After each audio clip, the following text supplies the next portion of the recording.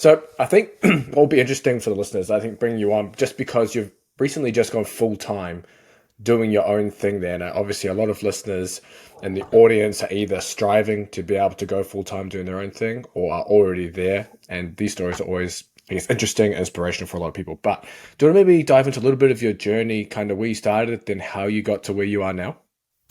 Yeah, sure. So I've just literally gone full time, kind of freelance, self employed this month. So this is my third week doing it on my own, which is absolutely brilliant. And but it's something again I've been working towards for probably a couple of years, really. Going back to the start, I started writing, started blog writing in I think 2011. So I've been doing it for about for 12 years now. Oh, wow. So I graduated from uni 2010, got a degree in biology. Wasn't too sure what I wanted to do. I knew I liked learning, and I kind of toyed with the idea of doing extra studies. But yeah, eventually, it didn't work out. I actually went to Spain for the best part of a year. I kind of teach English out there. I had no commitments. Partner was over there at the time. So yeah, I just went over and kind of taught English. But then when I got back over to the UK, I really wanted to keep in touch with the Spanish, and I got support in a football team whilst I was out there. So got back over here and I got in touch with a few websites and kind of offered to write to them about this Spanish football team, which is very, very niche.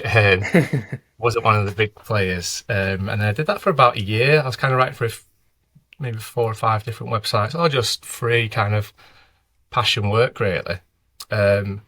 Then a couple of years after that, I started my first website, 2013, I think it was, about this football team. So it's Real Betis for anybody who follows football, Spanish football in particular. I think that website's probably still around now, but again, that was the passion site. I had no clue what SEO was at the time, and I was just writing a bit like a news site, really, match reports and previews and general news around the club, and that built up a little bit of a following. It was probably the definition of a niche site because not many people really wanted to read it, but some did, and some are really passionate about it.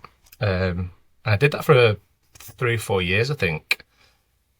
Probably built up to about 150, maybe more, like 200 blogs.